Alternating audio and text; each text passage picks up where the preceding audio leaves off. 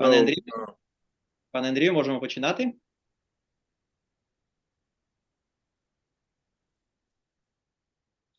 Okay, dear friends, it's a great honor and great pleasure to welcome Professor Larry Dаймонд as our speaker today. Professor Dаймond's name speaks for itself.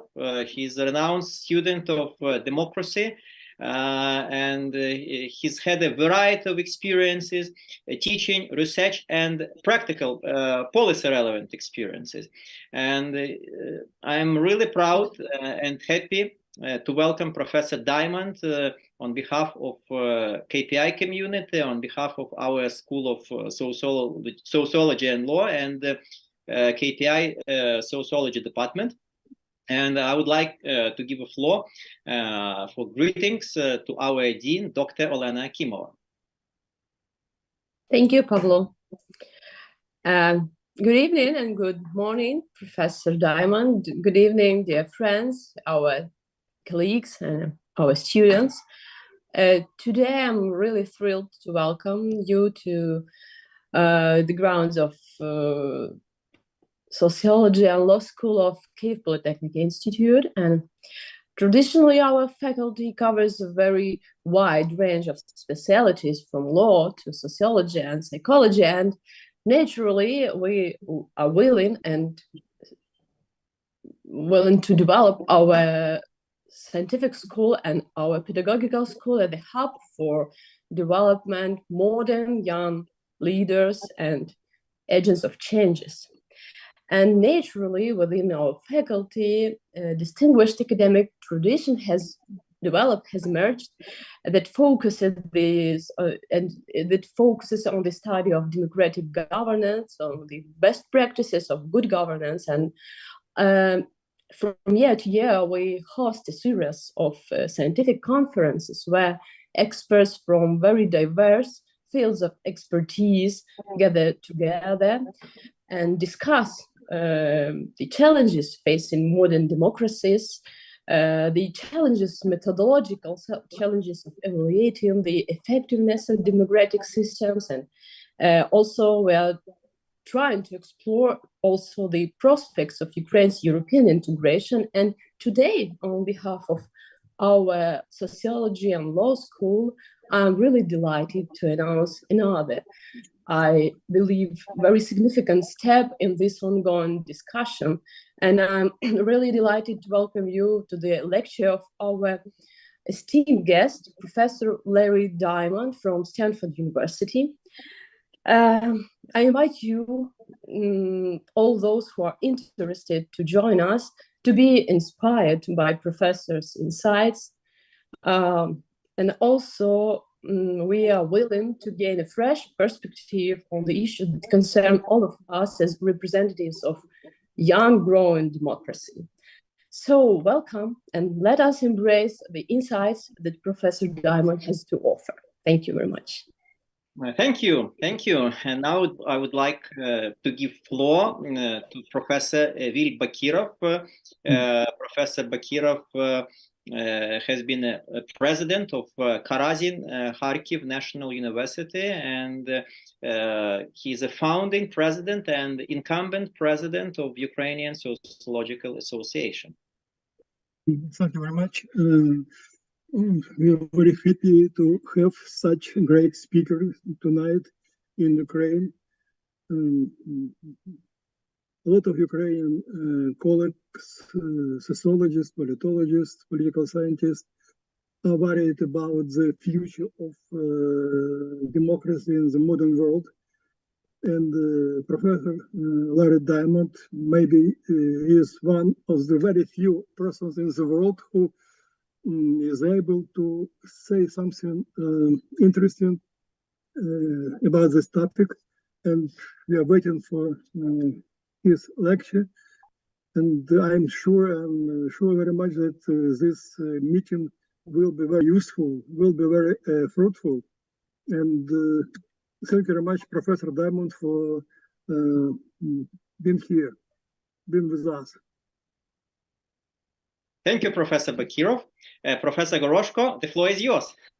Oh, thank you very much. For me, it's extremely important, this talk for today, especially extremely important for our students, for our PhD students, for our future development of society. And it's very important that we turn to democracy at a time like this for Ukraine. As Churchill said, democracy is shit, but nothing better has been invented by mankind. Especially now that the election in Ukraine has been postponed and many democratic institutions work somewhat differently, deactivated my mind. And now the most important thing is to preserve the democratic foundation of our state, both during the war and especially after the victory. And for me, it's, of course, it's a great esteem to today to hear such a lecture of very famous speakers. Thank you very much. Okay, thank you, Larry. Okay, thanks for joining us. Thanks for agreeing to speak to Ukrainian sociological community, or rather social science community, because I'm pretty, well, I know for a fact that people attending to a lecture, not just belonging to KPI community, but they represent different universities and research institutions across Ukraine. So without further ado, I would like to invite you to deliver your lecture. The floor is yours, Larry, and thanks a lot. Thank you, Pablo. Thank you to KPI. Thank you to all three of my other colleagues and new friends. I really appreciate your interest in this subject. Most of all, of course, I am grateful for the courage and fortitude and resolve of the people of Ukraine in battling on the front lines of freedom now. It's said many times, but I do want to underscore it. You're not just fighting for yourselves, you're fighting for all of us who believe in freedom, democracy, and respect for international borders. The stakes are enormous, and we're doing everything we can from Stanford University to support you, your cause, and to lobby both for ever tougher sanctions and ever more assistance. Okay, with that, I want to talk about the broader challenge of democracy, and I'm going to share my screen here. Let's see.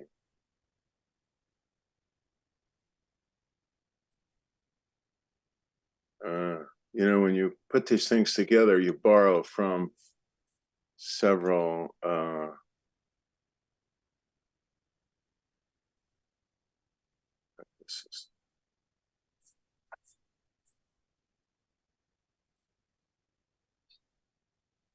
so I want to make sure I have the right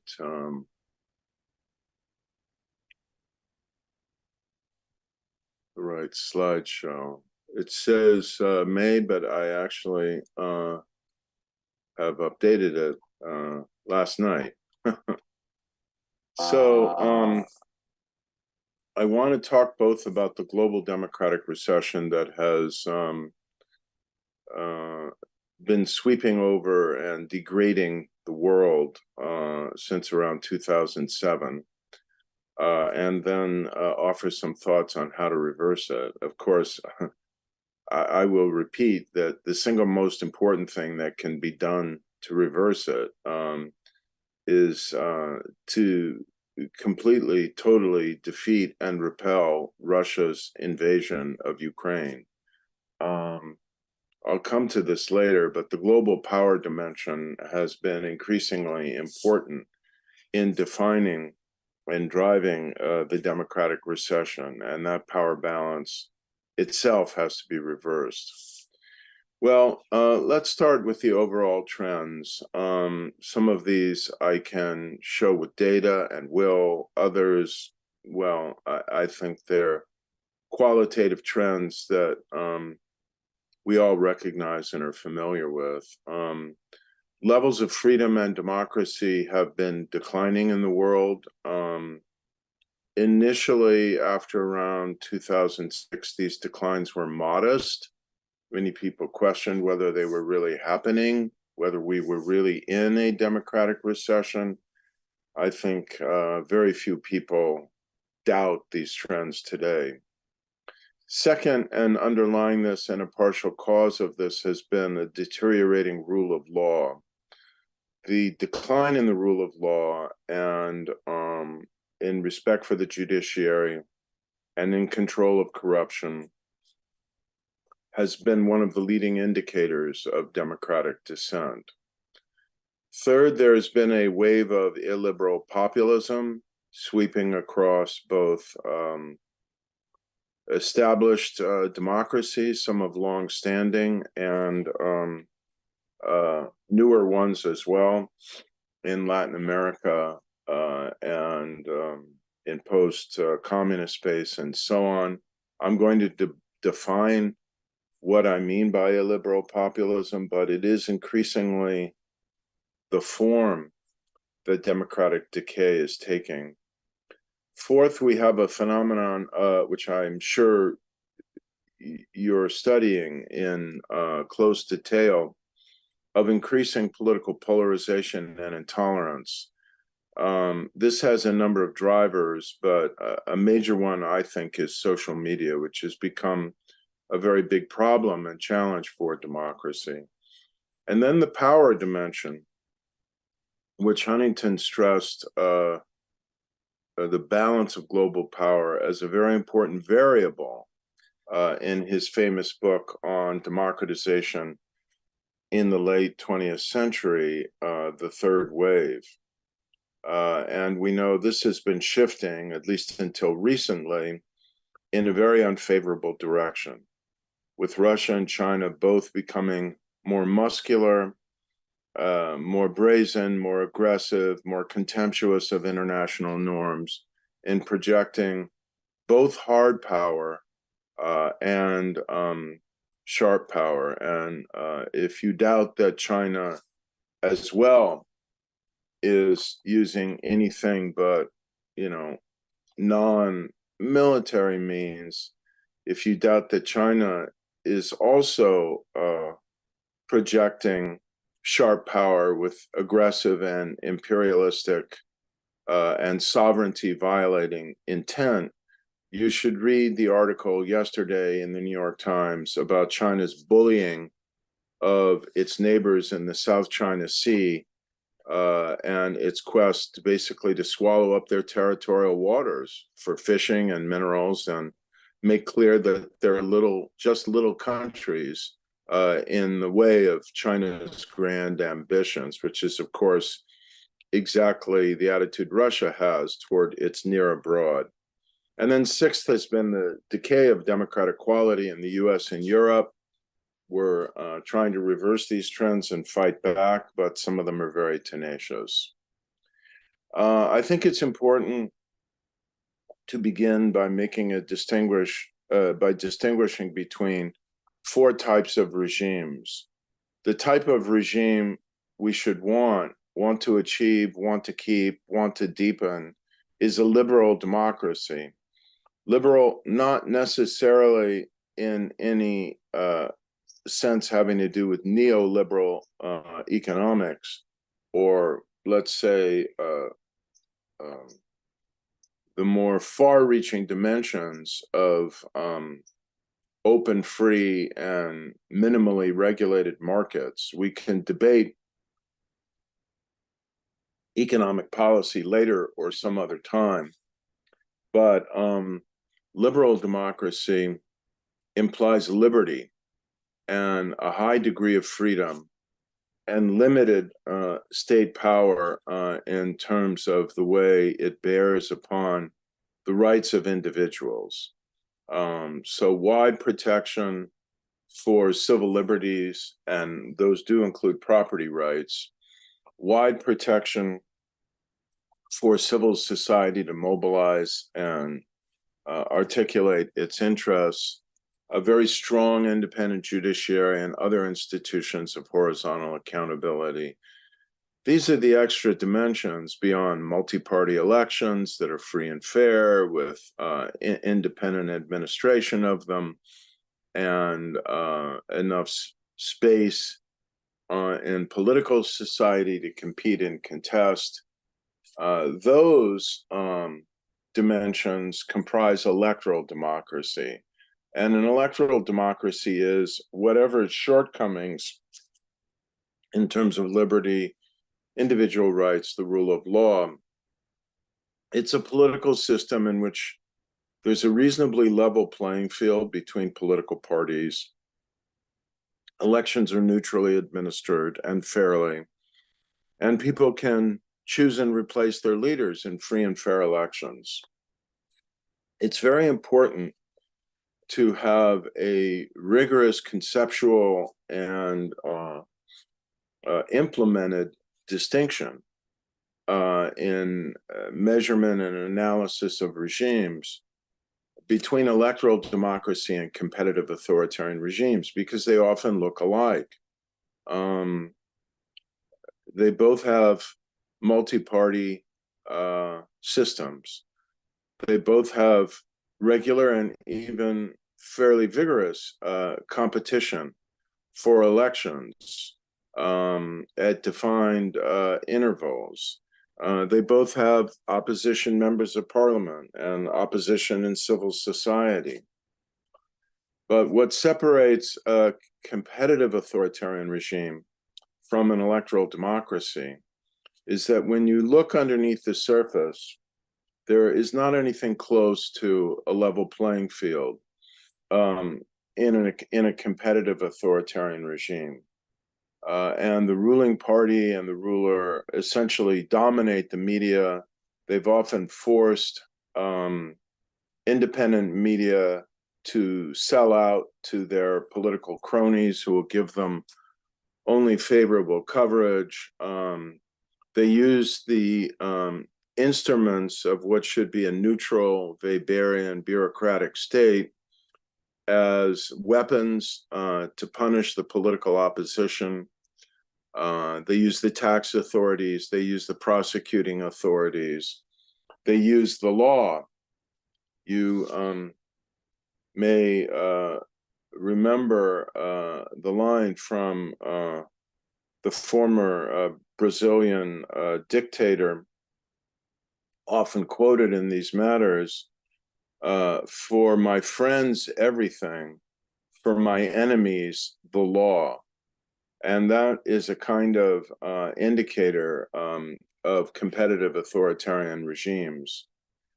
So if you have a situation where the regime has rigged the rules, taken control of the process of delineating district boundaries, but also of counting the vote in a non-transparent way, has rigged the system so that virtually all the money that flows into political campaigns flows into the ruling party, so that businessmen fear to contribute to opposition parties because of likely tax and other retaliation, or even to support them, and independent media fear that they'll be put out of business if they don't give favorable coverage to the regime, and on in terms of those, the piling up of those distortions.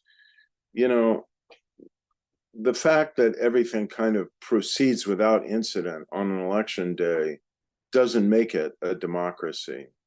And so this is why I insist, Hungary is not an electoral democracy today. It has long since become a competitive authoritarian regime. And of course, that's even more obvious in the case of Turkey, in the case of Thailand, where the military just obstructed the coalition government that the people voted for from coming to power.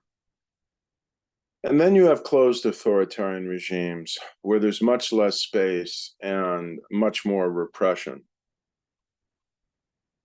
And often regimes descend on a trajectory from a kind of rough electoral democracy to a competitive authoritarian regime, then the leaders get so comfortable in power and so intolerant of any criticism that they basically may leave only the thinnest and most meaningless facade of some kind of electoral exercise. That is certainly what prevails in Cambodia today. I would say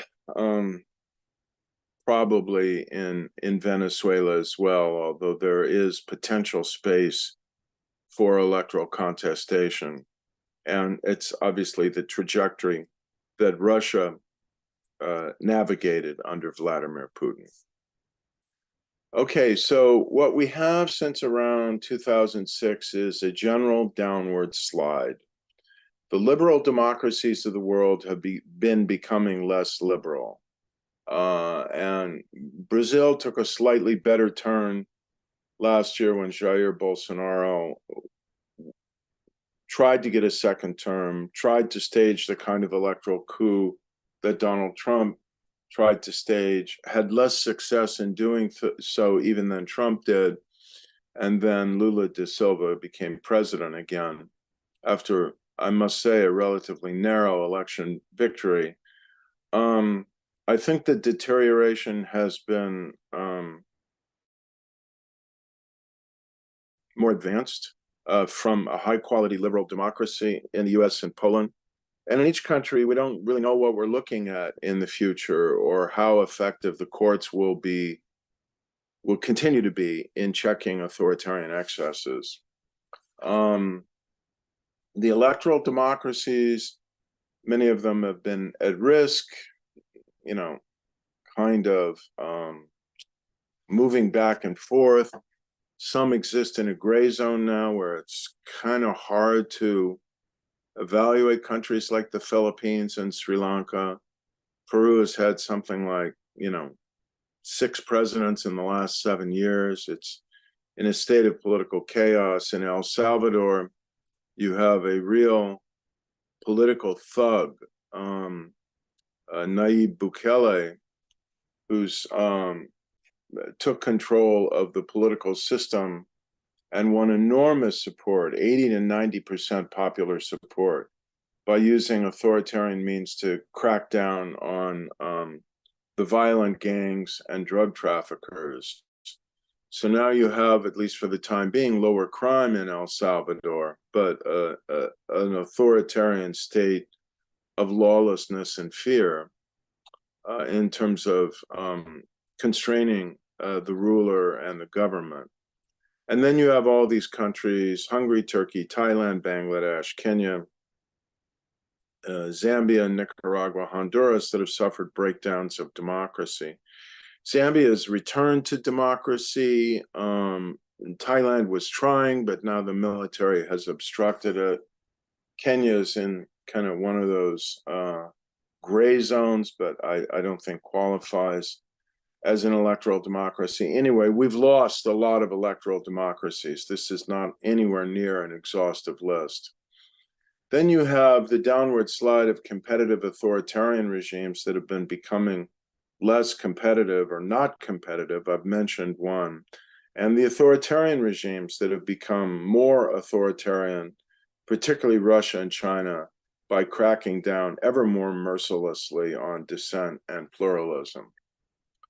I think you know that Freedom House and the other annual ratings agencies deliver measure freedom and kind of assess which countries are democracies at the end of each year.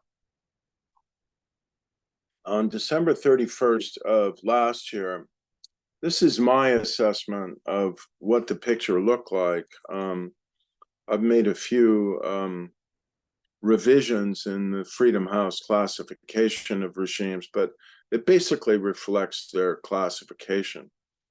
In Western Europe and the Anglophone states, Canada, Australia,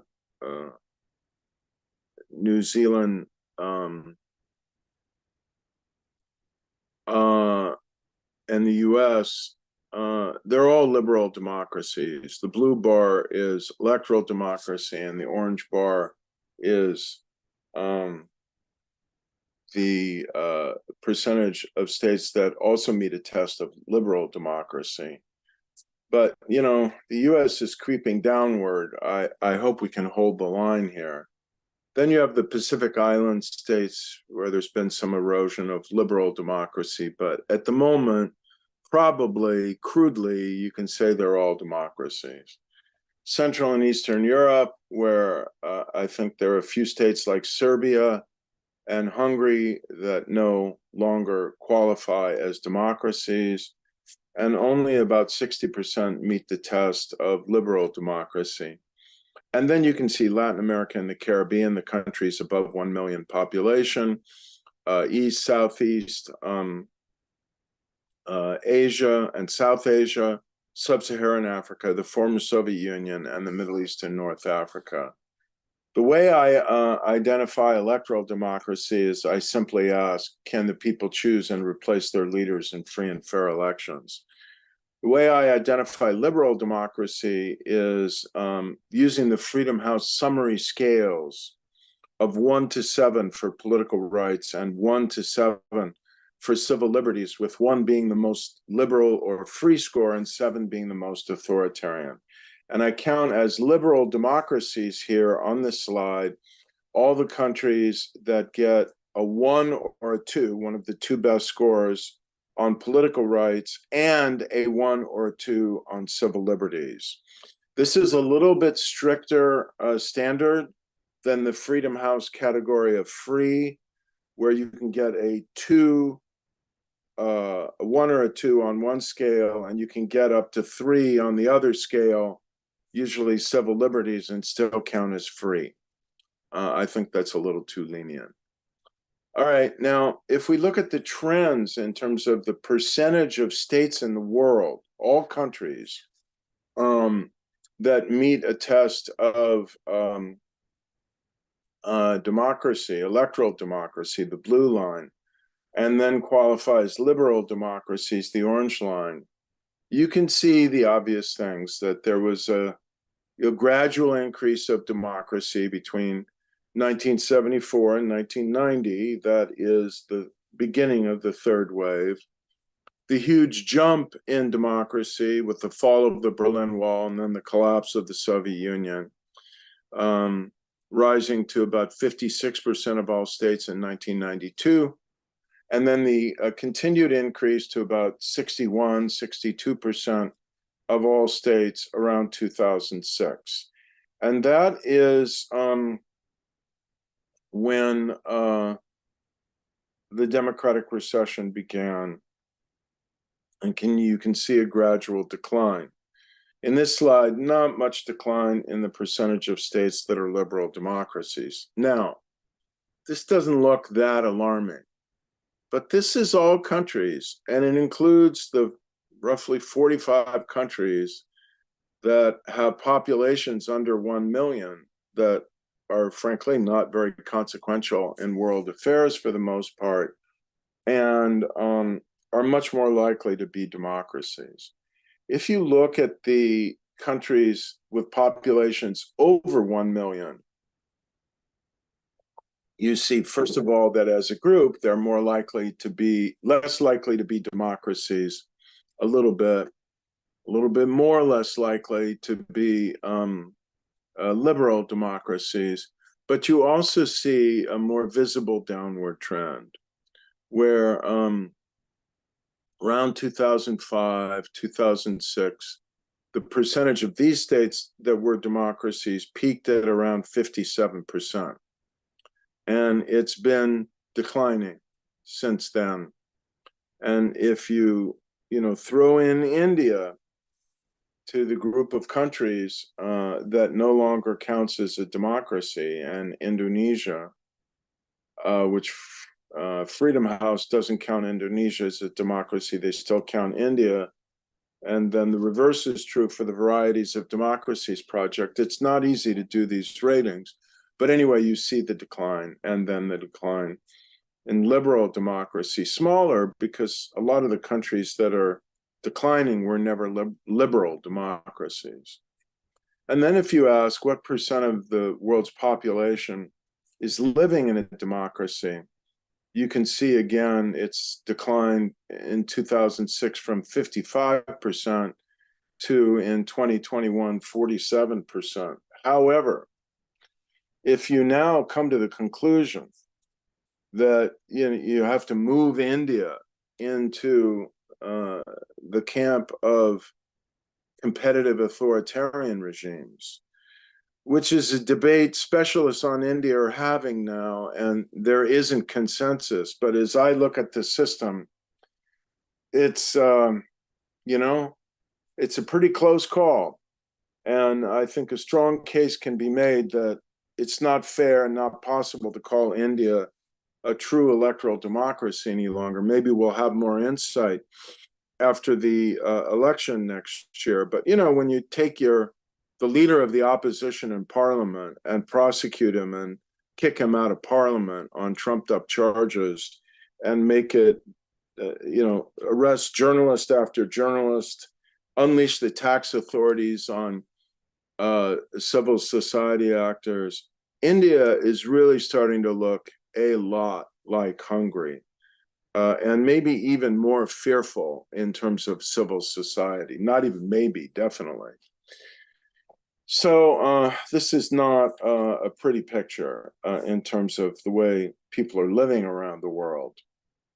Now, the other signs of democratic recession have to do with aggregate trends. And what we see is that the rate of breakdown of democracy was pretty high in the early years of the third wave between 1974 and 82. 16% of all the existing democracies had breakdowns at some point during that 8-year period.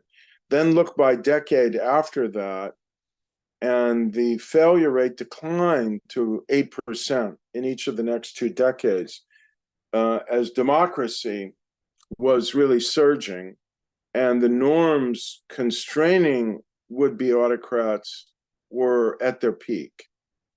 And then as those norms began to weaken and we had more kind of new democracies, many of them lacking strong conditions for democracy, and the rise of Russia and China, the failure rate has jumped to 12% in the preceding decade and 19% in the last decade.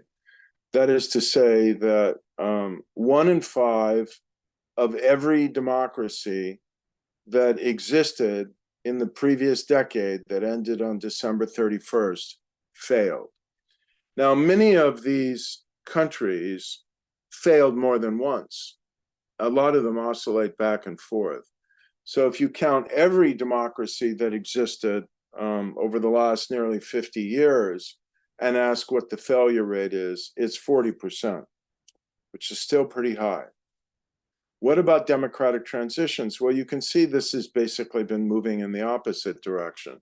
It's getting tougher and tougher to achieve a democratic transition as the people of Iran, as the people of Zimbabwe, of Ethiopia, of Sudan, of Burma, and so on and so forth. And you're getting, with each decade, a lower and a lower rate of authoritarian regimes making transitions to democracy. In the 80s, that rate was 36%, not just of authoritarian regimes breaking down, but of breaking down and giving way to a genuine electoral democracy. And in the last decade, only 12% of authoritarian regimes did so.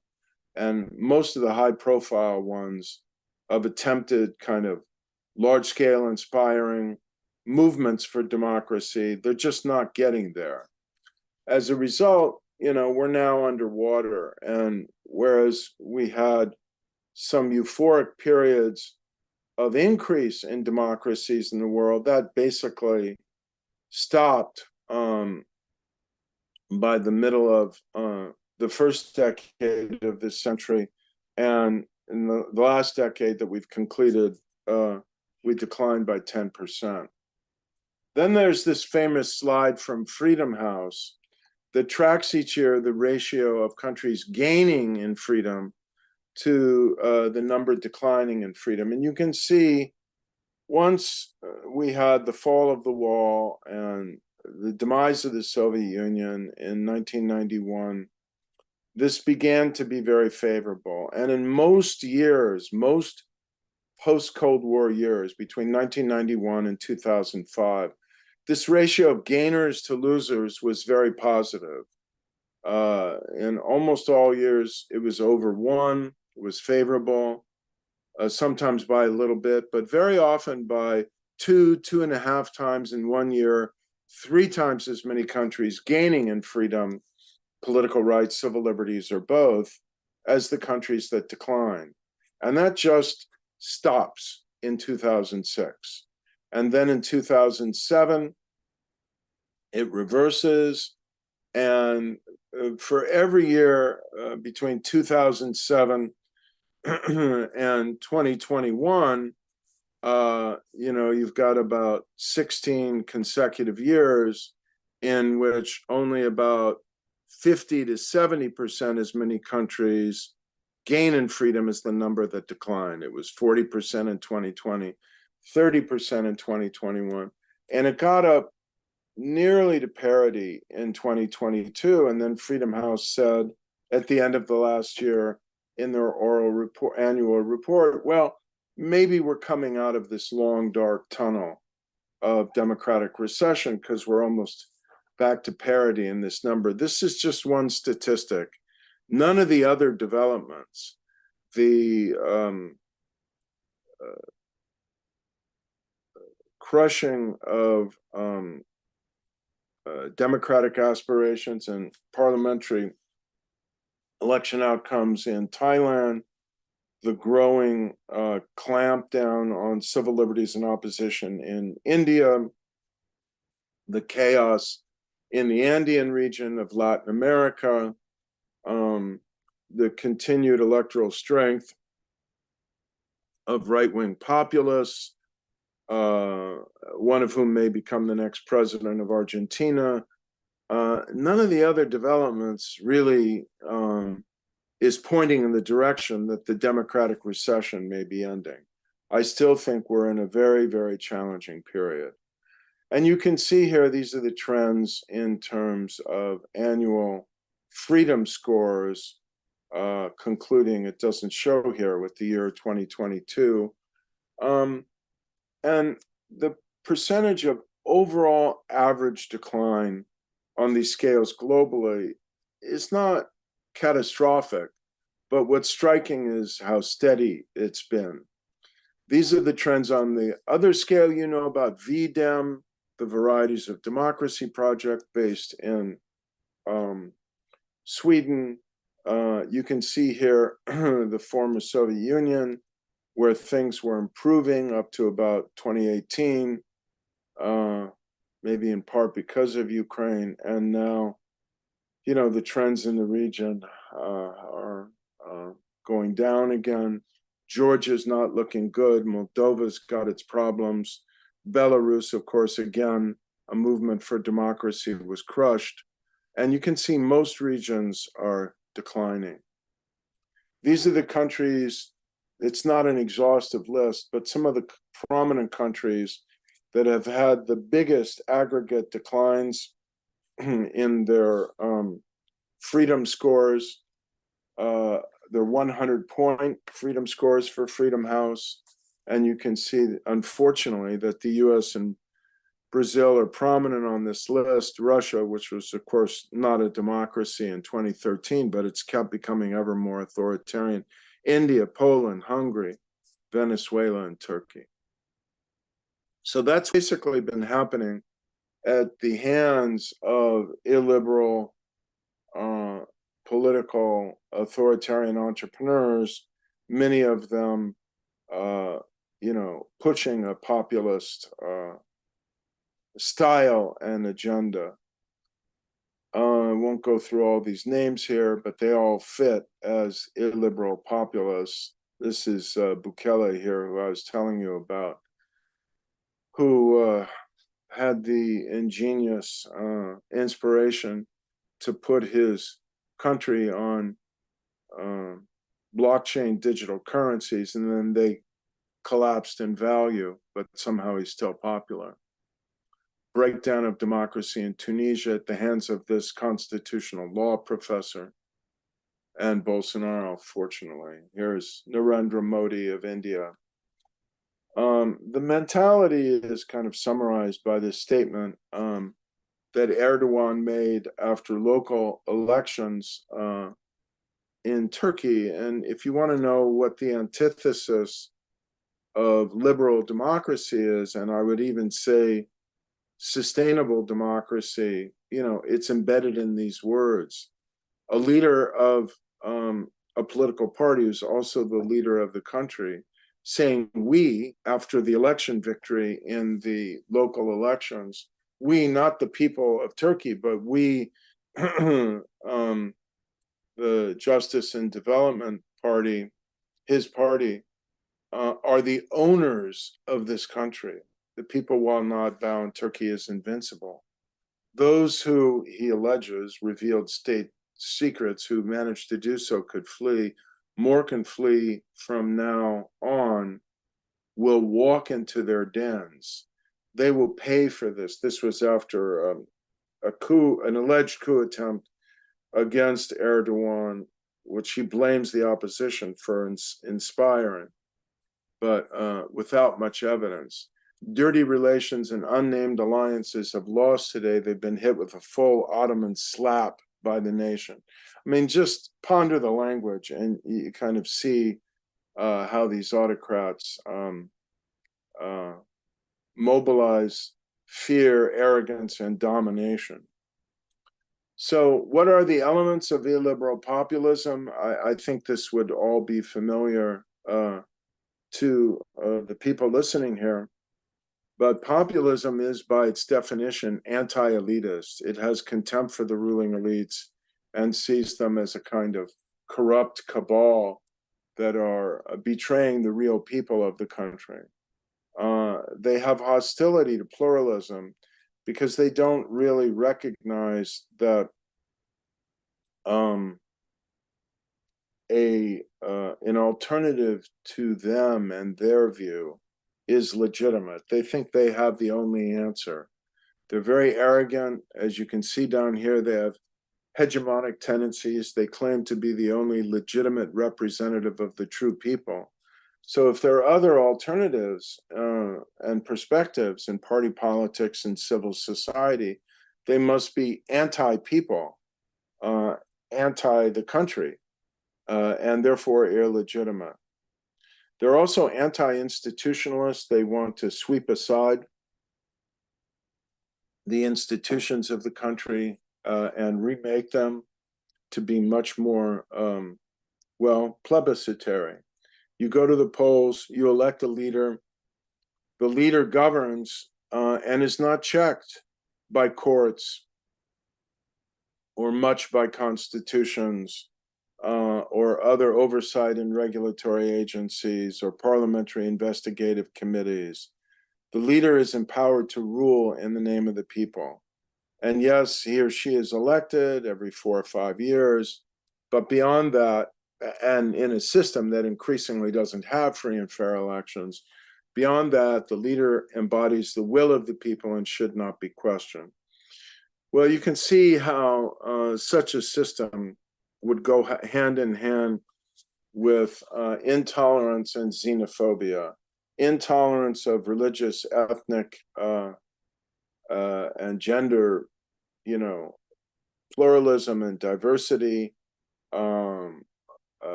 very much embracing traditional, often fiercely masculine images of, you know, who are the right owners and owners of and speakers for the country. Almost always they identify religious and ethnic minorities as dangerous aliens and threatening presences that must be controlled or expelled. And, you know, if you don't have them, then you have to find them. because they need an enemy to rally the people around. In India, it's the Muslim minority, but other religious minorities as well. If you're sitting in Africa on top of an ethnically diverse country, as in Uganda, it may be too dangerous to try and identify one ethnic group as the enemy, because you need the support of multiple groups, and you start stimulating ethnic exclusion, and that can lead to violence. Better to find a more vulnerable minority. The one they often hit on is the LGBT community, which African and some other, Putin and others of the Silk have generally taken on as an easy and visceral target. And then, of course, they also mobilize animus against outside actors. They mobilize fear. They trade in fear. They need fear. They needed to mobilize the intensity of commitment, and they needed to override their performance failures. They need fear in order to distract people from their corruption and violation of the people's civil liberties. They trade in fear. The autocrats, all of them who've moved to stage slow-moving executive coups, strangulations of democracy, basically have a common program of operation. I call it the autocrats' 12-step program. And it's not necessarily in a fixed sequence, but it moves through these dimensions. You start by demonizing the political opposition, even in the election campaign, and questioning their legitimacy to even compete.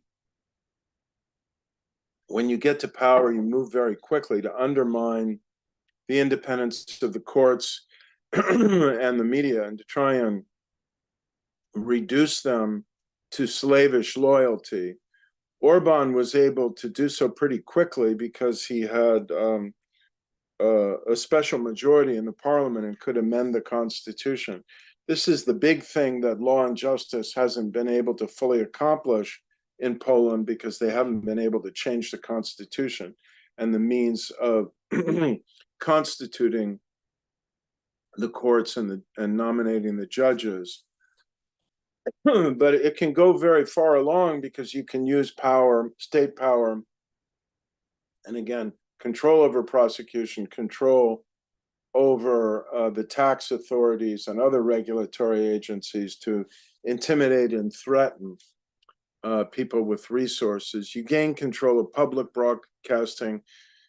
You chip away at internet freedom. You chip away at freedom in civil society, start prosecuting and threatening people who are too independent, and universities, think tanks, NGOs of various kinds, business associations, and you just crush everybody into fear and submission.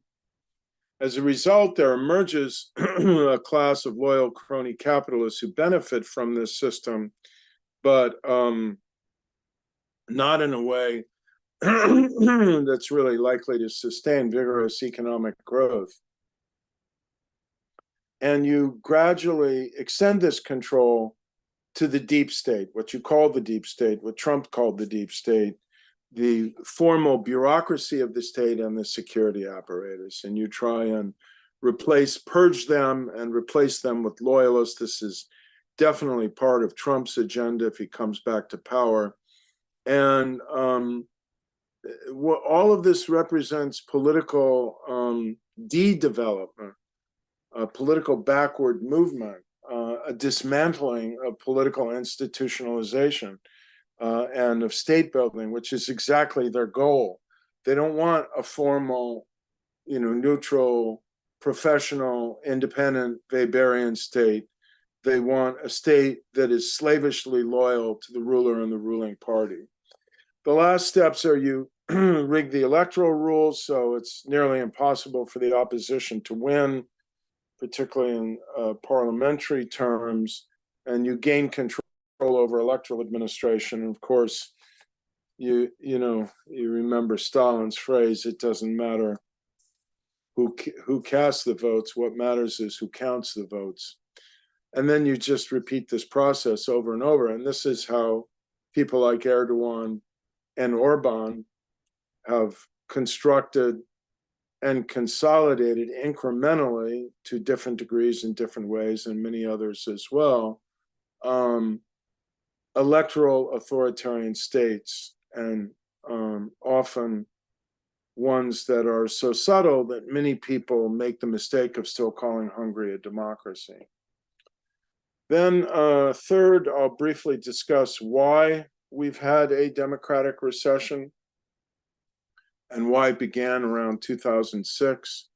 There were a couple of events, discrete events that happened here. One was the American invasion of Iraq in 2003, the reaction against that, and the sense that if this was democracy promotion, people didn't want any part of it in the US and Europe and so on. Of course, it wasn't. This was never meant to be a democracy promotion exercise, but unfortunately it got wrapped up with that. Then there was the 2008 financial crisis and its reverberations around the world. And of course, that emerged from the world's most powerful liberal democracy, the United States. But around the same time, social media was getting going. And I don't think it's any coincidence at all that democracy began to decline right around the time that social media became widely utilized. And I think what social media did was contribute to social and political polarization. It didn't create it, but it turbocharged it. It accelerated it, and it certainly accelerated the trends of distrust in institutions, distrust in your fellow citizens, disinformation, polarization, social isolation, the rupture of cross-cutting cleavages with their tendency to generate more moderate views. And while this was happening, there was a broader technology boom going on. It's still going on, where we've entered the newest phase, which is the artificial intelligence revolution.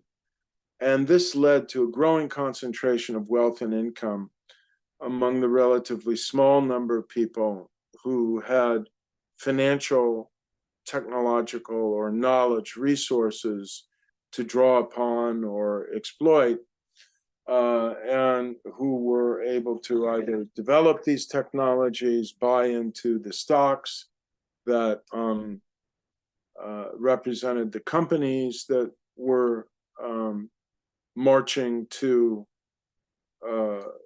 staggering accumulations of wealth. And when you have this kind of inequality intensifying within countries and a hollowing out of the labor force, the manufacturing labor force, you get large numbers of people in the middle and lower middle class who are losing their economic security, whose kids are, not able to look forward to the same opportunities that they had. You start seeing maybe even declines in the percentage of people going to college, which we have in the United States, particularly among men. And if this coincides with public policies to lower tax rates and try and attract capital or just reward the parties that are winning, this squanders the opportunity to engage in the kind of redistribution that some European countries have been doing to keep income and wealth inequality from becoming more severe. And of course, that's a big part of what's happened in the United States, where the Gini coefficient is now up to about 0.50, and where most of the wealth that's been created in the last 2 decades has been captured by the top 10% of income earners. And I forget the exact numbers, but the top 1% of income earners are, getting about control about 1/3 of all the wealth in the country, which is probably more than the bottom 60% of the population. That's how severe inequality is now.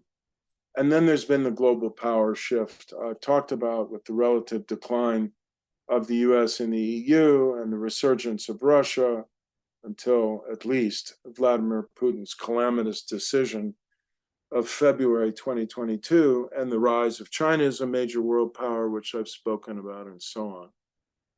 So commitment to core democratic norms around the world is declining, and we need to revive it. The rule of law has been weak in many of the countries where democracy has been failing. It never was strong.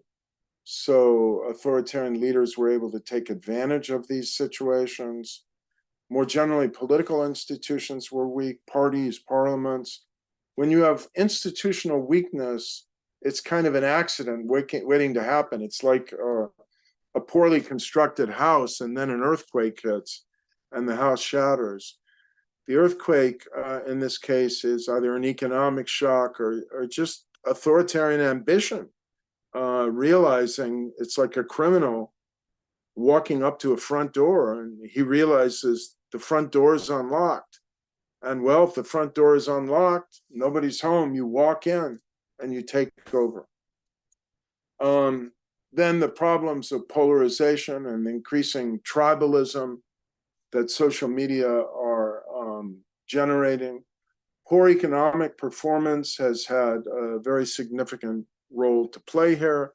In Tunisia, the economy just wasn't generating the jobs and the improvement in incomes that people had a right to expect. This is partly due to the corruption and fecklessness of rule by the people who were elected to power in Tunisia, but also the US and the European Union just failed to step up to the plate and realize that we had a massive stake in trying to make a success out of Tunisia as the only Arab democracy in the world. So, you get corruption, which is so corrosive of public trust in democracy and in the state, and can really take some points off potential economic growth. You get weak institutions, you get divisions and polarization, and people lose faith in democracy and trust in institutions.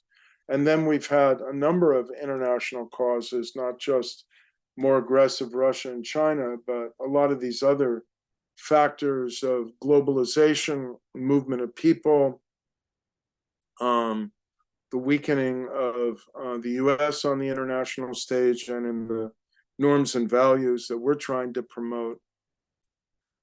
I'm going to skip the authoritarian power surge. I think you are extremely well informed about it. Just to say, it's not just Russia.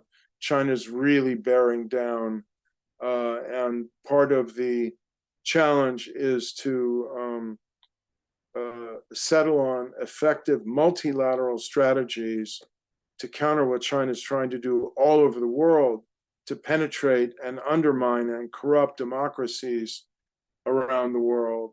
If we're going to turn this around, we've got to change the current narrative, which is not a pro-democratic narrative. I think there's a new opportunity to do so as China falls into difficulty now because of its economic mismanagement, low growth, a lot of entrepreneurs trying to leave the country, loss of confidence in what Xi Jinping is doing.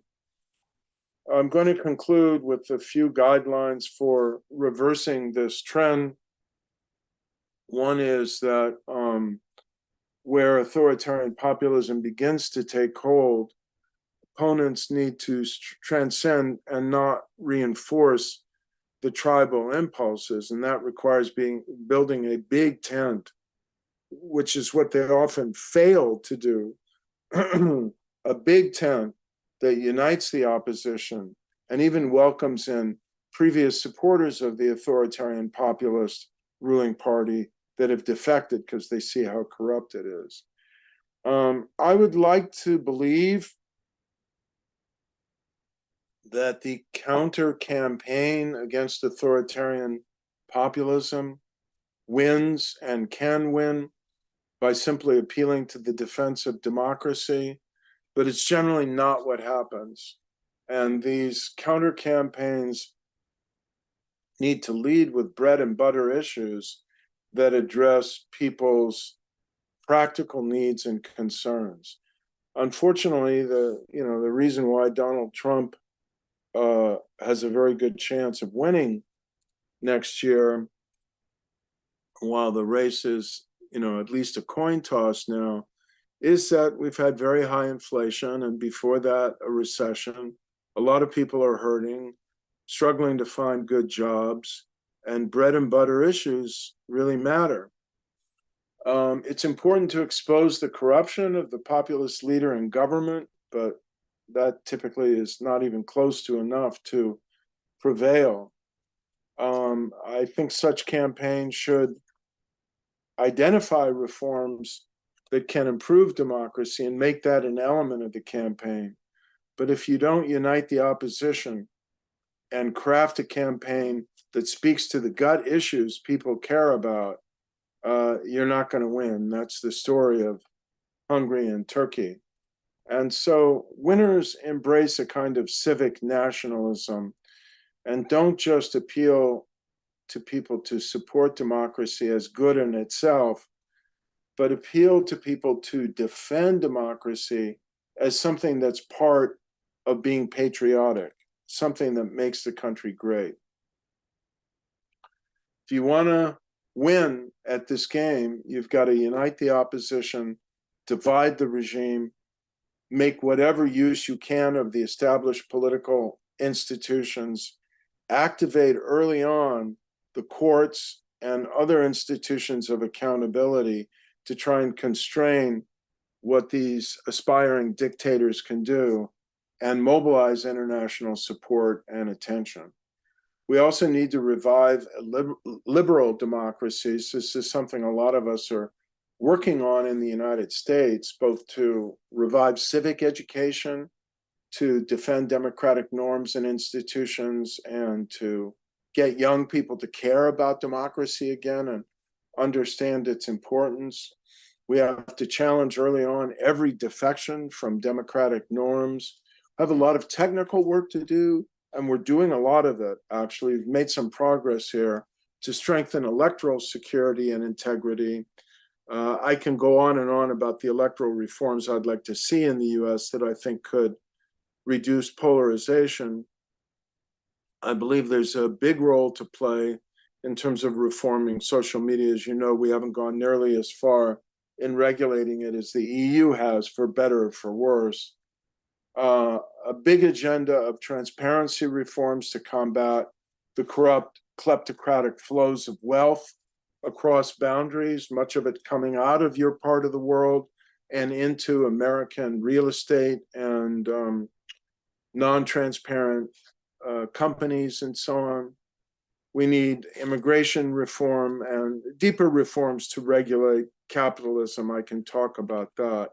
And then, we need solidarity. A lot of this is being promoted and funded by the National Endowment for Democracy, the U.S. Agency for International Development, similar organizations of both the European Union and individual EU countries. We want to partner with Democrats, small d, in Ukraine, in Tunisia, throughout Central and Eastern Europe all over again, where opportunities are emerging in the former Soviet states. There are some new ones where space can open up elsewhere in the Arab world, and with long-standing partners in Africa, Asia, and Latin America to try and strengthen coalitions for good governance, for cracking down on corruption, monitoring and reporting on what government is doing. So assistance to independent media and building up the skills of investigative journalism are critical here.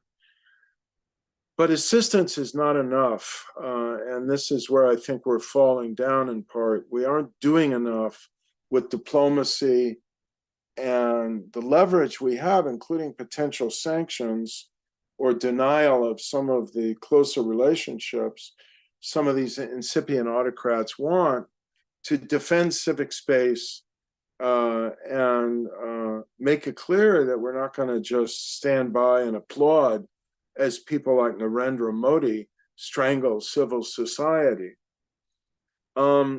We, unfortunately, in the United States and the West, I think, have lost our energy in terms of an international campaign for freedom, for the ideas of freedom, the knowledge of democracy, how democracy works, how it can work better, why democracy is a better system of government, the authentic indigenous roots of democracy and accountable government in societies and cultures around the world. We're just not investing in this. And so what I would like to see, it's the thing I'm most passionate about, it's why I'm talking to you today, is a long-term transnational campaign to gather together this democratic knowledge, learning, thinking,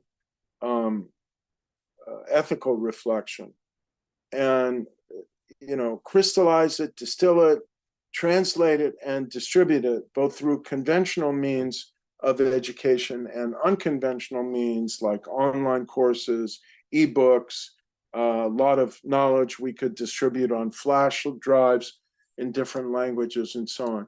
So that's my presentation, and now we can have discussion. Hey, Larry, thanks a lot for your brilliant lecture and extremely insightful analysis. Maybe my colleagues, moderators, have questions. Professor Goroshko. First of all, thank you very much for so interesting and so diverse material presented by you. And of course, I have got a couple of questions, and all my questions, with the one exception, is connected with the war in democracy. And the first question is what do you think about the impact of Ukrainian war in democratic institutions in the world and global democratic process? This is the first question. The impact of Ukraine's institutions? Of Ukrainian war to democratic institutions, global democratic institutions. You mean what impact Ukraine will have on global democratic institutions? Yeah. Okay. Well, there's a word in the German language that I think you all know well. I mentioned it, zeitgeist, the spirit of the times. And one of the really powerful insights from Huntington's book, The Third Wave, is that people make judgments in the world about which way the world is going. They look around and they see who, not just, what's kind of intrinsically appealing, but who's got power, who's got energy, who's successful. It's like a football match. Which side is gaining momentum and getting energized by it. And momentum is very important in global affairs. And so basically, I believe that democracy as a cause right now, after a long period of decline and loss of faith in many cases, democracy needs some victories and high-profile victories, instances where democratic revolutions succeed and instances where assaults on democracy fail. And the most obvious assault on democracy right now, they've almost all been internal, is the one that's not internal, that's external. And that is the Russian aggression against Ukraine. And so it's, you know, you can't state too powerfully how important it is morally for the Ukrainian people and Ukraine as a country that Ukraine win, not just not lose, but that Ukraine win and become whole and united and free again. But it's beyond that. If Ukraine prevails and Russia is clearly defeated in its effort, you know, in brazen violation of international law and post-World War II norms to just steal pieces of the country and permanently swallow them, like they've stolen your children and swallowed them, this will have an enormous psychological impact worldwide on this matter of zeitgeist. Which way is the world going? Who has the will, the resolve, the self-confidence, the power, the effectiveness? And so it's a major reason why I think Europe and the United States need to give Ukraine all the weapons that it needs, and much more rapidly than it has done so, and not diminish, not grow tired, not flag, not lose energy in our resistance to Russia and denunciation of Russian aggression, and our support for both the Ukrainian people and Ukrainian fighting forces. Now, the obligation on your side, of course, is to use the resources effectively, both in terms of governance and in terms of military strategy, and most of all, the thing that you can most control, to just rigorously fight corruption.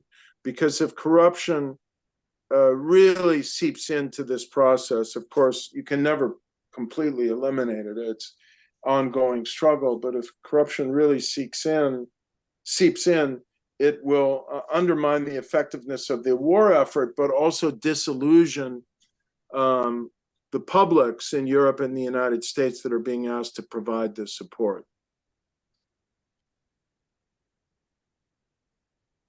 More questions from my colleagues, moderators?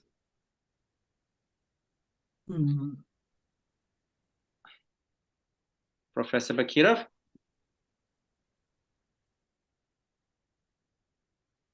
You are muted. Professor Bakirov, you're muted. Sorry. Thank you very much, Professor, for this indeed brilliant presentation. We've got rather sad, at the same time, truthful picture of what is going on with the democracy in the world. And let me ask you, you have said that the United States has lost their energy for promoting and defense democracy in the world. What is the reason of such losing democratic energy? So leadership plays a big role. We're about to celebrate the 40th anniversary of the creation of the National Endowment for Democracy as a result of the historic speech that Ronald Reagan gave to the British Parliament at Westminster, what's called the Westminster Speech, in June of 1982. And a year later, it led to the congressional appropriation with wide bipartisan support that established the National Endowment for Democracy. So there was vision, energy, leadership, a lot of confidence, moral confidence and practical confidence in the rightness and effectiveness of democracy. And over time, as confidence in and support for democracy has eroded somewhat in the United States and elsewhere, so has confidence in promoting democracy. Why would you, spend a lot of resources to promote a system that you think may not be working well in your own country? So that's one thing. I think we need more vigorous leadership again. The second thing is that, as I said, a lot of people who believe in human rights and believe that democracy is a good thing were very jarred by the American experiences in Iraq and Afghanistan, particularly Iraq, where after we invaded and we didn't find weapons of mass destruction, we had to try to legitimate the massive American military and political presence there as an exercise in democracy promotion. That was the kind of language that the Bush administration was using. I was there briefly advising on the drafting of an interim Iraqi constitution, so I saw this very closely. And it was an arrogant, substantially ignorant, not well-planned exercise. But also a lot of Americans and Europeans said, well, if that's democracy promotion at the point of a gun, that's not what we want. And I think we're now more distant from that. But for a time, it did kind of taint and diminish support for democracy promotion. And to this day, the words promoting democracy are still difficult. They have too much of a ring of intervention, armed intervention. And so we need to, redefine again what we're talking about.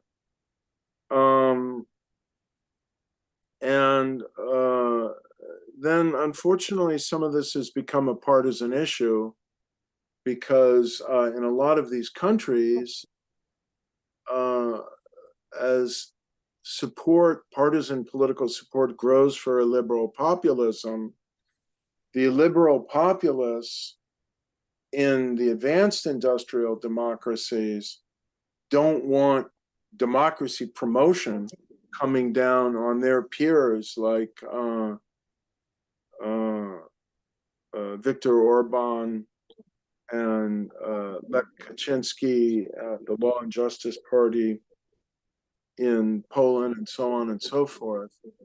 So it's also become a bit of a partisan issue. And I think the challenge is, number one, we have to go back to first principles.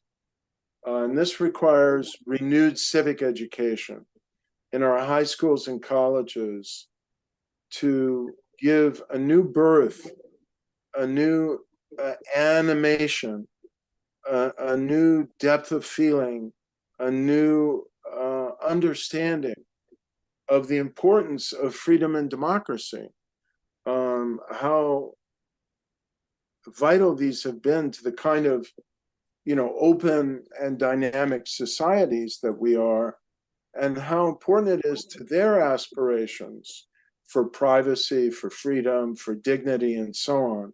We've just kind of let that wane. So we have a civic education element, and we have a political education element among the population at large to make clear all over again what I think we've shown many times, that promoting democracy is very cost effective as a way of promoting our national interest. And if you get more democracies in the world, they'll be more inclined to be favorable to the United States, to Europe, to our common values. We'll have a world that's more law-abiding. We won't have the kind of latent territorial aggression that's going on in Ukraine now, that Russia's kind of unfolding by stealth elsewhere in the region, that China is now pursuing in the South China Sea, and so on and so forth. But we have a lot of work to do.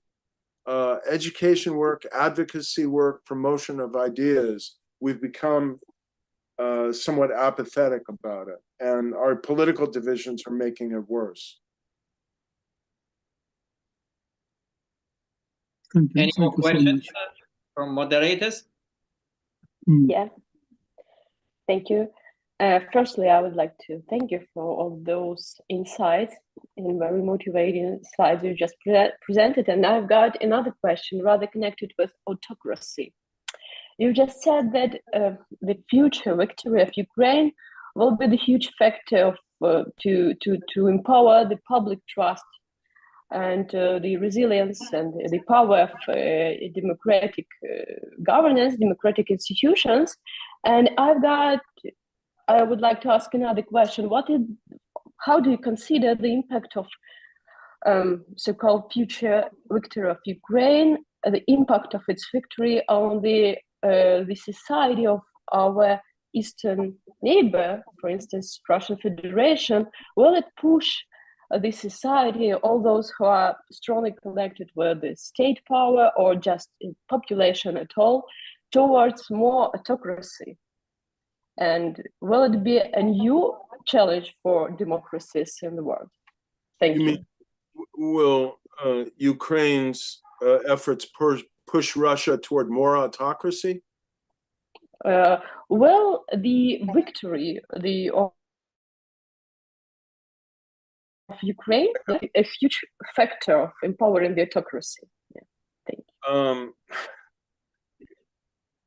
Autocracy is pretty embedded, pretty autocratic, pretty ugly, pretty violent, and pretty consolidated in Russia today.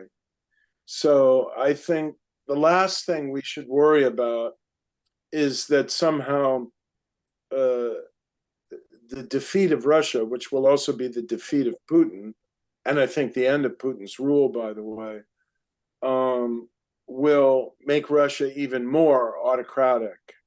It could, but it's getting there on its own without it having lost a war.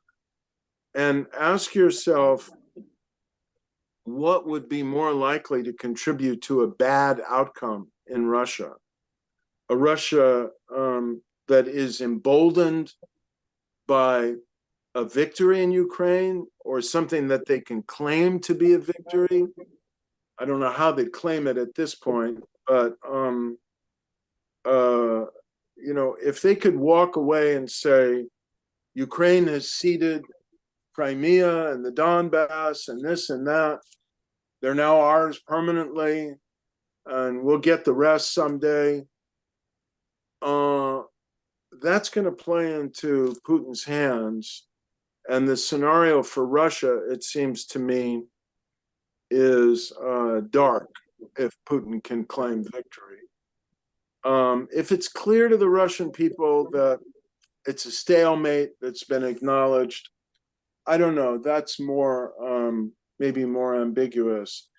But it seems to me that the only scenario that is likely to promote a soul-searching change in Russia is a scenario of Russia's defeat, and even, you know, a decisive turning point in the war. And we could spell that out in ways that I don't think we need to now. We have to be careful, and this is the one respect in which I have to acknowledge that the Biden administration has practical concerns. We can't dismiss the possibility, backed up against the wall in desperation, that Putin or another Russian leader really would use a weapon of mass destruction against Ukraine. They've already exhibited genocidal intent. You look at what they've done to your children and to occupied areas. You look at what they did to the dam and the horrific consequences of its destruction. And so we can't be unmindful of dangers there. But basically, my view that we need to mobilize the resources and resolve to enable Ukraine to win this war. And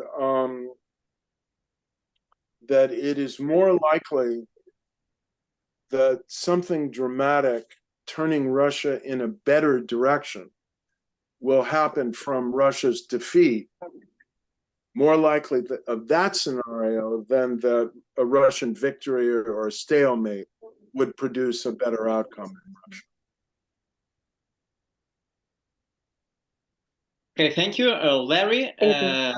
My colleague and long-time friend of KPI, Monica Eppinger. She's anthropology of law professor at St. Louis University.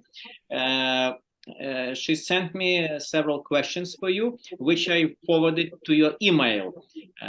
If you could access them, that would be great. And do you have an access to your email right now? Yeah.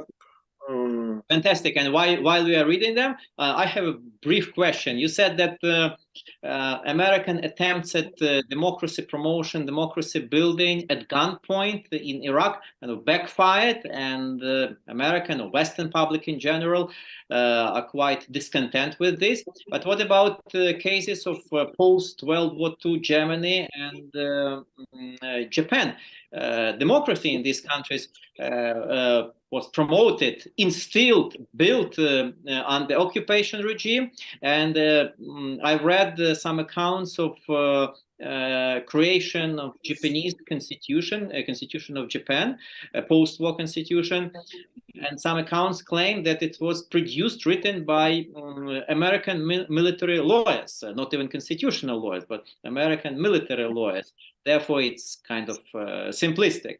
And in both cases, it has worked out spectacularly well.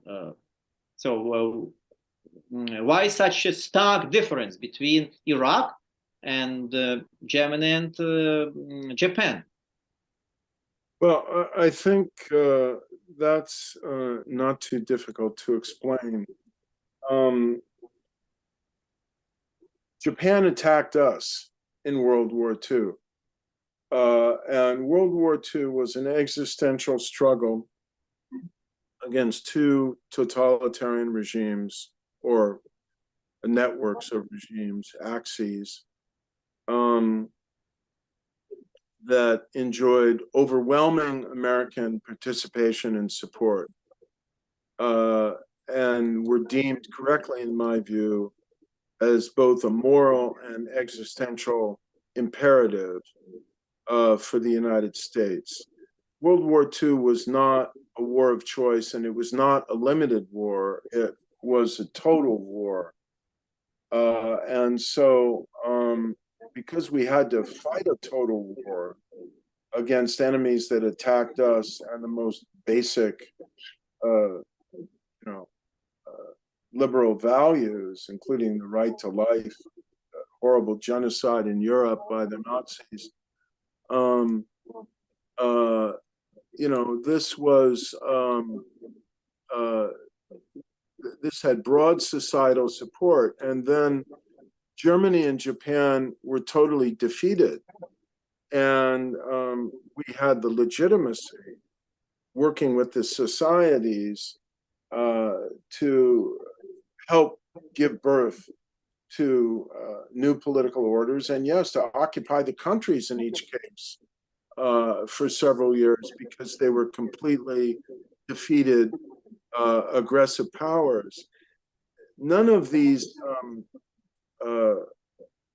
factors prevailed in in Iraq. It was a war of choice. It was not a war of necessity. It was not a total war by any means. Only a few Americans were fighting it.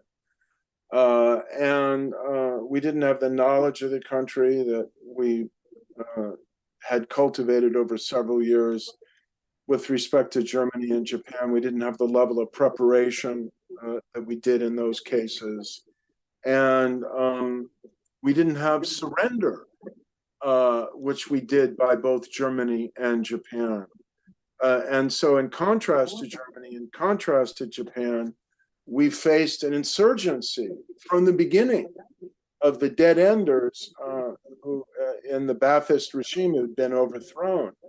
And they were getting support from neighbors, particularly Iran, who were hostile to the United States. So it was, it was a very, very different situation. Much less lacking in international legitimacy, much less lacking in power and control, much more poorly prepared, much more lacking in domestic US legitimacy. So it's very rare that democracy can be imposed from the outside. And the post-World War II experiences in Germany and Japan were very striking, very unique. They've been very well studied. I've taught about them myself, but they had very unique properties of total defeat, complete domination, exceptional international and US legitimacy that I think aren't likely to be repeated. Okay, let me go to Monica Eppinger's questions. One is about liberal democracy, and since women didn't have full bodily autonomy until 1972, nor financial freedom until the mid-70s. What does that mean for the US on the freedom scale? And then, of course, the situation with people of color, well, they didn't get the right to vote fully until the mid-1960s. And then you have the police violence against people of color.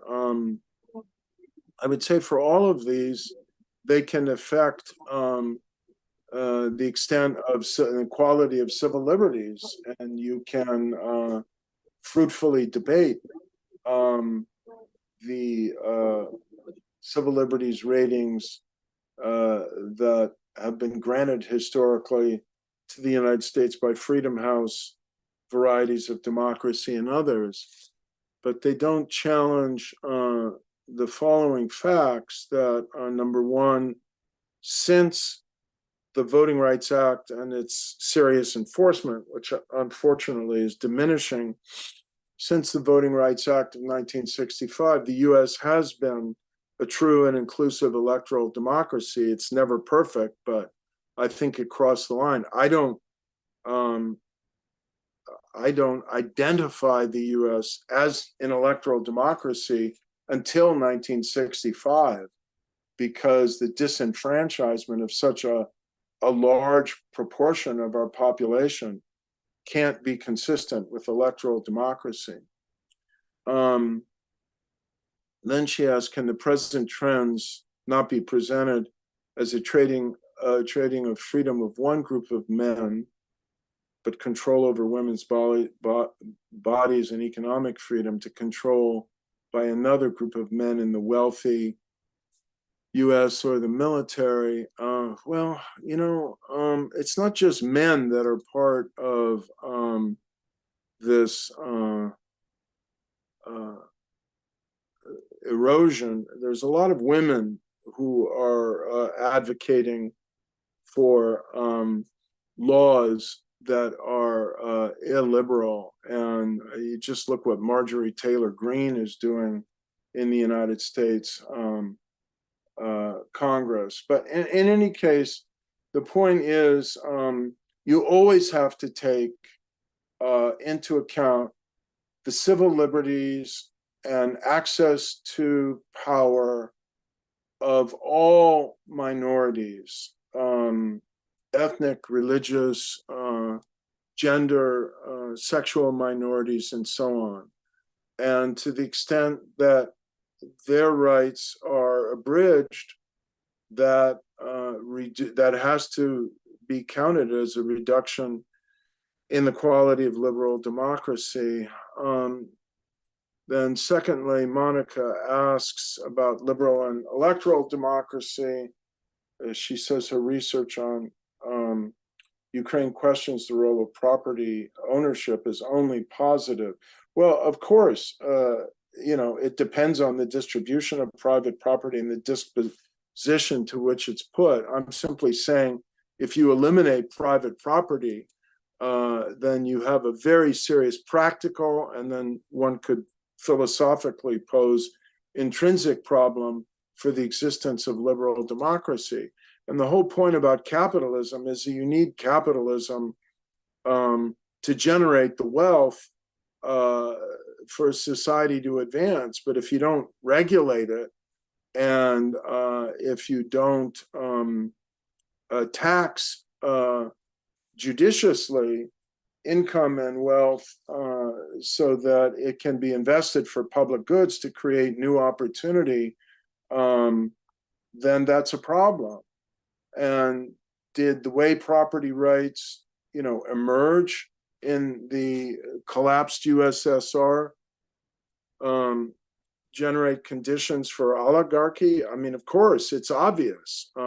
But the stealing of the state that took place in many of these countries was not the only way it could have happened. Unfortunately, it happened with a lot of blithe dismissal by Western advisors who didn't worry about the distribution of wealth and thought any way to get, you know, capitalism stood up would be fine as long as you had owners of capital in position to do their work. So these are very long questions. It's not possible for me to read them and answer them fully on the spot. But I will say, I emphasize a lot the challenge that extreme inequality poses to the sustainability and legitimacy of democracy. If you want to call it in some settings oligarchy, economic oligarchy with its overflow into the political arena, I'm fine with that.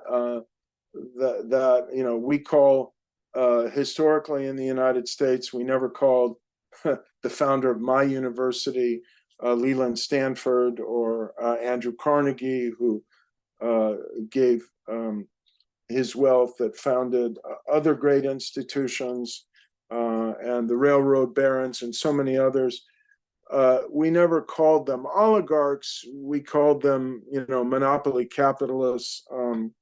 We even called them robber barons. So we had an even more negative term.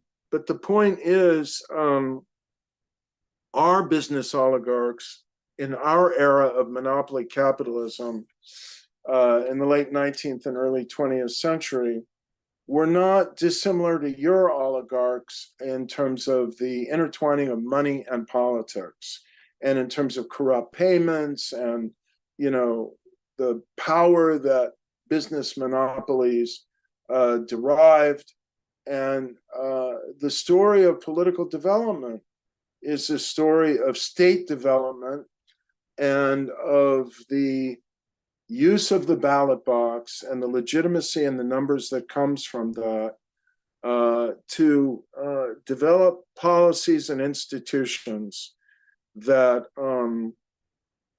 can constrain the excesses of capitalism, both in terms of the wielding of power and influence and the accumulation of wealth and inequalities of income that just can't be consistent with democracy or a just society. And you need to use the potential power of democracy at the ballot box and through the mobilization of civil society to constrain and level these inequalities of power and wealth, and to ensure that you build up state structures of monitoring, of antitrust, of tax compliance, and so on, so that these business entrepreneurs are not able to rig the economic game and use their economic power to distort the political process or evade their responsibilities to help fund the state and society that has enabled them to become so wealthy.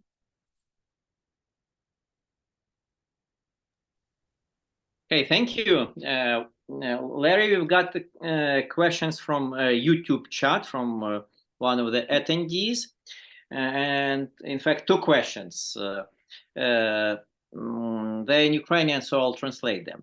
We are all worried about democracy, but what about return to pre-modern, more traditional forms of governance and societal organizations? Could it be that it would be more beneficial for the human society? And second question by the same viewer is that Russians, throughout their history, Russians has never managed to build a normal state. They always end up building a totalitarian regime. So the viewer says, according to him or her, they don't have the right to have their own statehood, neither authoritarian nor democratic one. So first of all,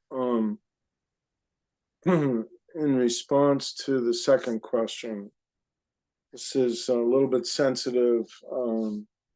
We experience it on the Stanford campus from time to time.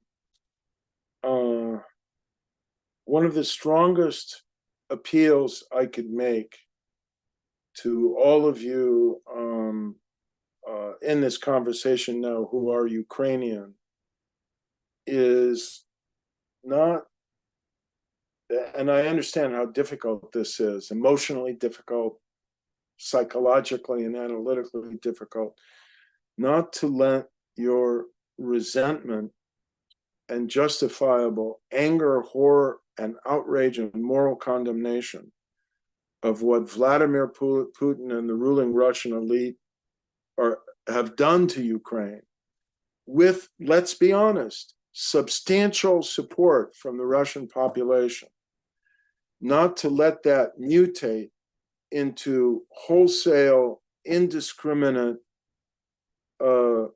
dismissal of Russians as individuals or the Russian people. We have had some instances here which we've found painful and understandable but inappropriate, of Ukrainians who are our friends and brothers and sisters in this cause who, don't want anything to do with any Russian, no matter how liberal and democratic they may be.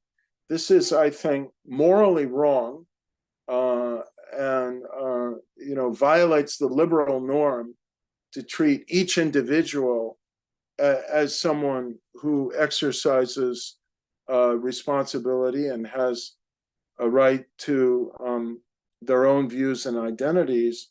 And I think it's practically unwise because these people, represent the core of what could become an alternative Russia. And so I, as a political sociologist who has also studied, the trajectory of countries over long periods of time, reject all culturalist explanations that attribute national directions to a kind of national character. It's immutable in the culture. It's transmitted in the genes. It's a totalitarian culture and soil. It will never change. It could change. And, I often have this conversation. I know that he agrees with me, with my colleague and friend who's well known to you. Ukraine has no better friend in the United States, Mike McFall. And he often writes about that moment in the late 1990s when, Yeltsin was failing.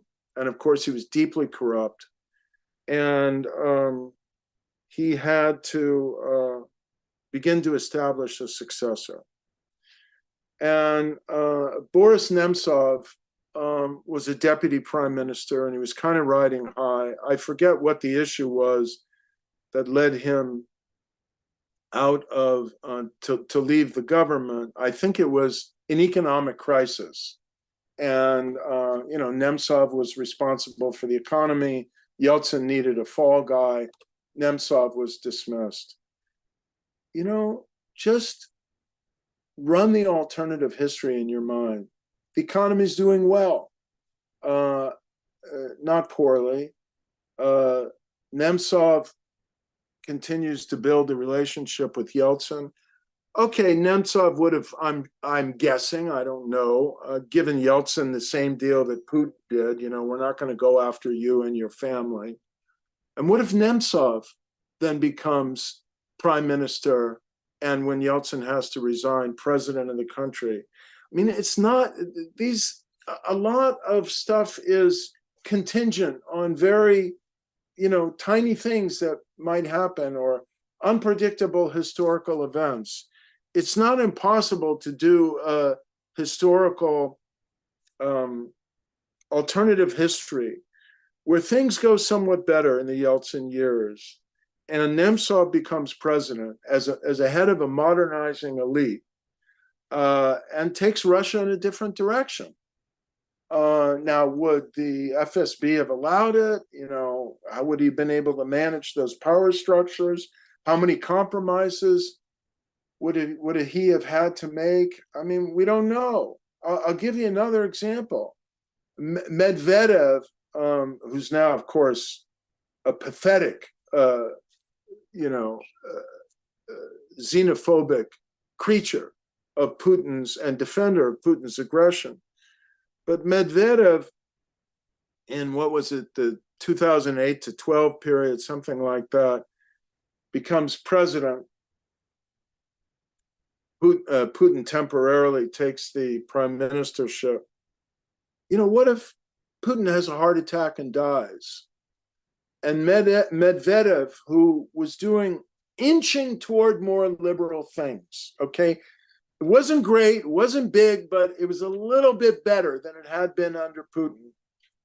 And what if Medvedev, is liberated without the shadow of Putin to maybe inch Russia forward in a different direction before he sold out more fundamentally? I mean, I don't know, but the point is that history doesn't just turn on these deep structures and immutable and inevitable trends.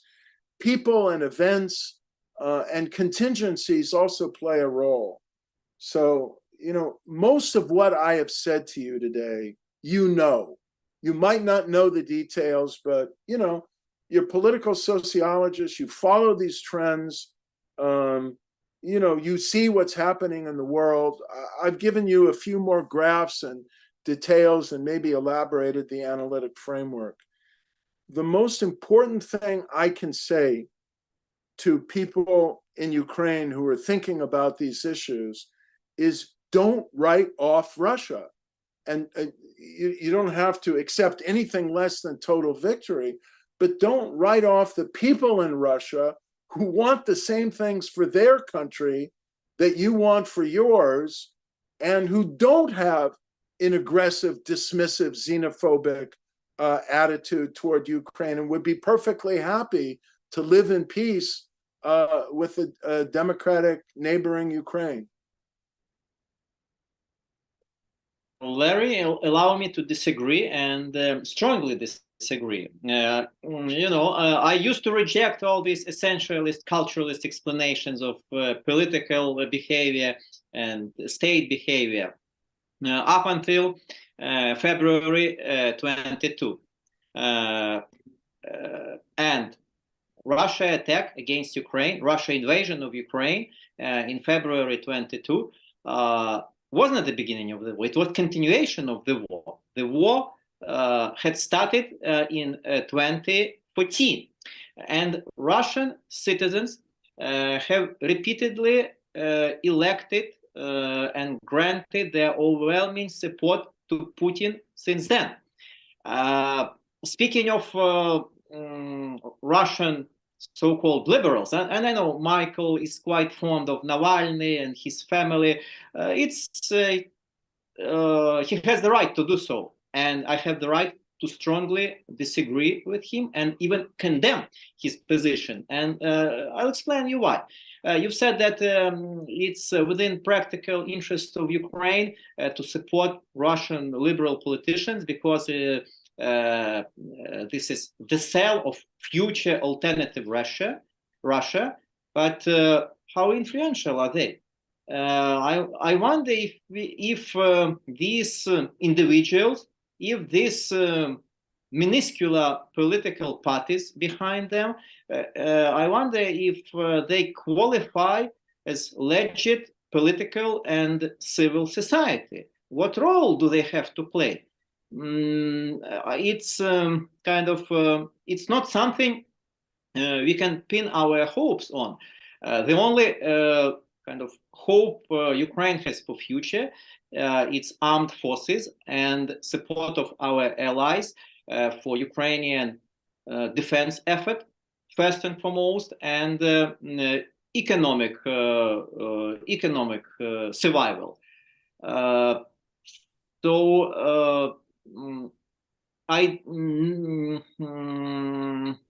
I never was fond of ruling out Russia. Now I am, and I think I totally I appreciate your support of Ukrainian cause and your unwavering support of Ukraine's victory.